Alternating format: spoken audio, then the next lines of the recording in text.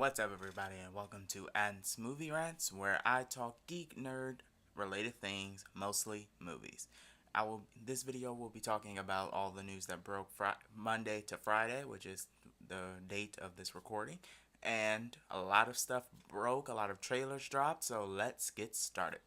One of the biggest things that happened this week was the Deadpool test footage was leaked and then officially released by Fox. People went nuts over this video, and I can definitely see why. This video just screams, make me into a movie. Deadpool is one of the most unique and original characters created in comics. He breaks the fourth wall. He's very funny. He has one of the best costumes, in my opinion. He's so unique and so original that he's a breath of fresh air into the superhero genre that I am super surprised that Fox has not made a movie yet. Now, you might be saying, well, Deadpool wasn't a movie. Well, no one likes to talk about that movie because that wasn't Deadpool. That was some freak, bald, cut up man with swords coming out of his hands who had Cyclops powers. That was not Deadpool. That was something else entirely. So, while I'm not one of the biggest fans of Deadpool, like, I'm not screaming you need to make a movie about Deadpool. I would very much enjoy a movie about him. And this footage really proves that Deadpool can work and can be so different from all the other superhero movies we are getting. The problem with Deadpool is, of course, the R-rated. He has to be R-rated to really make a faithful adaptation of the character. But someone gave me a great idea that Deadpool could be made into a PG-13 movie and then they could get a director's cut when it comes out on Blu-ray. I like that idea. I think that's the best way to approach Deadpool in the theater, so you can make as much money as possible. Make a PG-13 version where all people of ages can go see it, and then when it comes out on Blu-ray, DVD, then you do a director's cut. They did it for the Wolverine, and it worked amazingly. I really liked the Wolverine that was released in theaters, but I loved the director's cut, which was more graphic and violent even more. So I think that could work for Deadpool, and I think it should be done because Deadpool is one superhero that has not been adapted to the big screen that needs to, because he's so popular and so new and fresh to everything, and he really needs a movie. And I hope this test footage do prove a Deadpool movie can definitely work. All right, the next big news is the Hunger Games Mockingjay trailer was released. I am a giant fan of the Hunger Games movies. I really liked the first Hunger Games, and I loved Catching Fire, the movie. And I read the books, and the books were really good. But Mockingjay, like everyone else, really was my least favorite of the books, because it was really slow moving and we were in the book we were focused on Katniss's point of view, and all she did was pretty much be in a closet all the time. So I'm glad that the movies established, okay, we can move away from other characters, not from other characters, but we can move away from Katniss and go to other characters and see what they're doing and how the world is right now. So I've been very excited for Mockingjay Part 1, and the trailer was released, and I really liked the trailer a lot.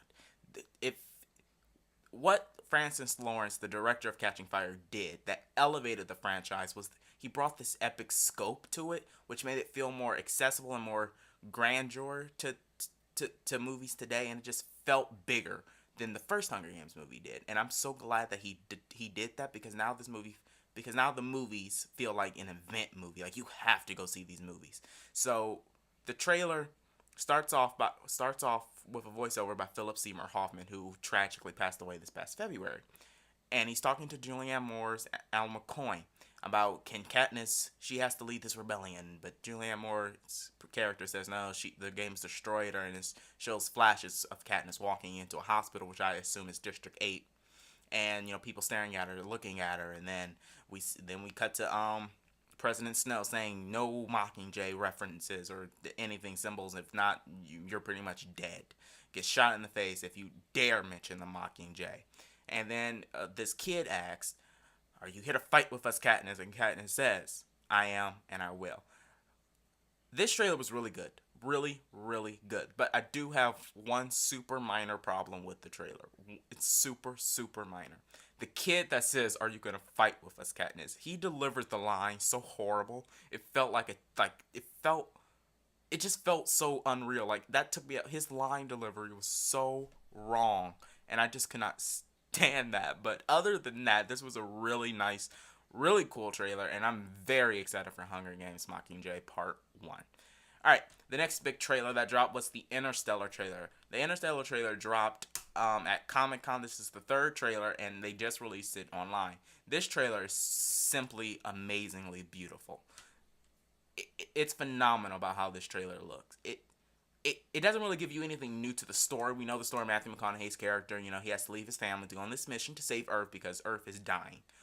But what this trailer is, gave us again, what I said about Hunger Games, scope and epicness. He's on. We see images of him and Anne Hathaway on another planet with ice all around them, and then there's this weird shape thing, which I think is the ship, the thing they go to sleep in on. The ship starts spinning and coming towards the water. Then we see this giant wave hit the ship. We see an explosion, and once it's a lot of scenes that looks amazing. Christopher Nolan is my favorite director working today, and I'm super excited for this movie.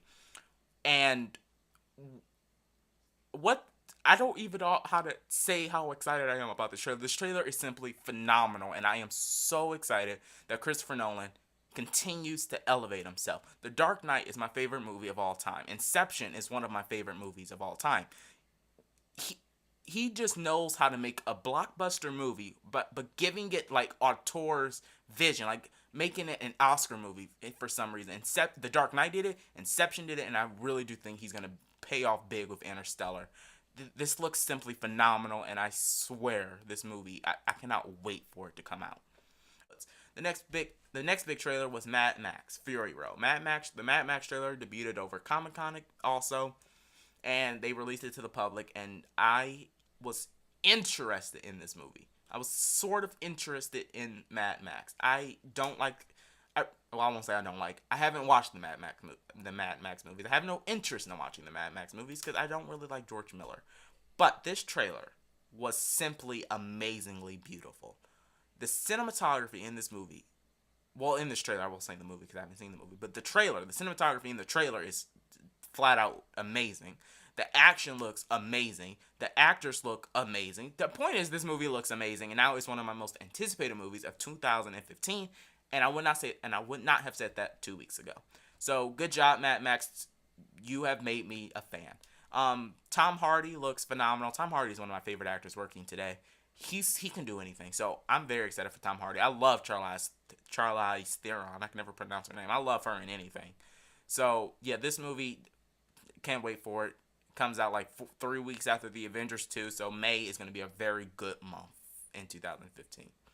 All right, the next big news story is Joe Cornish has been contacted to direct Skull Island, the King Kong origin movie that was announced at Comic Con.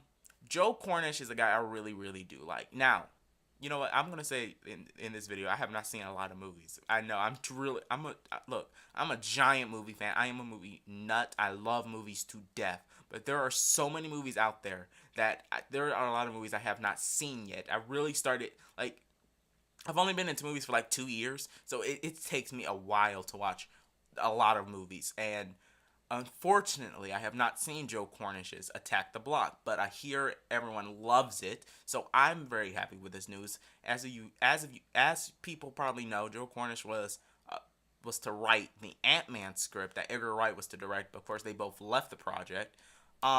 So I can't really say if I'm happy about this because at least he made a critically acclaimed movie before Skull Island. So I'm very confident. I'm glad that Legendary Pictures is going after good directors for this. From what I've seen from Attack the Block, it looks like a well-directed movie, and hopefully it was. I'll watch it eventually. So I like this news very much, and I'm very excited to see what he does with if he takes the job, what he does with Skull Island. So let's hope he takes it and make the movie, because I'm really excited for the Skull Island movie. All right, the next big story broke last night, Thursday night, and it was that officially Frank Dorman will be directing the Snow White and the Huntsman sequel, and that it's been renamed, and it's not called the Snow White and the Huntsman anymore. It's just called The Huntsman. Chris Hemsworth will be starring in the movie, and Frank Dorman, like I said, is directing it, and Charlize Theron, who I just mentioned from Mad Max, will be back as the evil queen. I forgot her name in the Ravana, I think is her name, Ravana. Okay, let's start with Frank Dormat. Frank Dormat directed what is considered one of the best movies ever made in The Shawshank Redemption. So that gives a lot of people confidence because he directed The Shawshank Redemption, for God's sake. So that gives you like, okay, this movie probably will be good, better than the first one. He also directed The Green Mile, which is also considered one of the best movies ever made, and he also directed his last movie he directed was 2007's The Mist. I've seen parts of The Mist. My father loves The Mist, so from what I've seen the ending of The Mist. If you know the ending of The Mist, it's a very depressing movie. If you know the ending, so this is great. He also created The Walking Dead on AMC, so obviously this guy is super talented, and him directing Snow White and the Huntsman is just phenomenal. That Universal Pictures actually got him to do this. This is just great news for this project. I really like Snow White and the Huntsman, the first one. I really like the movie. And the best part about that movie was Charlize Theron's evil queen. She was phenomenal in the movie. I really like Chris Hemsworth's character, also the Huntsman. As you may have known, someone's not coming back for this, and that is Kristen Stewart. Kristen Stewart, unfortunately, is not coming back as Snow White, which, look, people hate Kristen Stewart. I don't hate her. I am proud to admit I have not seen the Twilight movies. I never will see the Twilight movies, so I can't comment on the Twilight movies for acting ability, but from what I've seen her in other movies, she's not that bad of an actress. People just associate her with Twilight, and they think, nope, Kristen Stewart, bad actress, I don't care. She's not a bad actress. She was good in Snow White and the Huntsman. I thought she was good, okay? She wasn't the worst part about the movie. She wasn't. The worst part about the movie was that it was too long, and it was, like, slow parts in it and everything. She was not the worst. I mean, was she the worst? Was she, out of the three main characters in the Evil Queen, the Huntsman, and Snow White, is she the least interesting? Yes. But I don't blame that on Kristen Stewart. I blame that on the writing and the directing of Kristen Stewart. And if you know the scandal between Kristen Stewart and the director of Snow White and the Huntsman, then we'll see. But point is, I'm not happy that she's not coming back for the Huntsman. I'm not. But I'm not also like, I'm not like, you need Kristen Stewart. Look, I want more female-led action movies, but Kristen Stewart was not the make or break thing about that movie. People went to go see that movie because of the visual effects, Chris Hemsworth and Charlize Theron. They did not go for Kristen Stewart. I'm sure there's some people who went for Kristen Stewart, but not a lot of people. So I'm very excited for the Huntsman movie. It's coming out April 22nd, 2016, and I am so glad they brought back Charlize Theron. Even though spoiler alert, she's dead. This is a magic fantasy land. They can bring her back, and I am so happy they're moving forward with this project, like so much. So those are all the news stories. I've kind of flew through them because I want these videos to be like at least 15 minutes or shorter. So that's my video. Hope you like it. Hope you stuck around. Thank you so much for all the support people who watch my videos give me.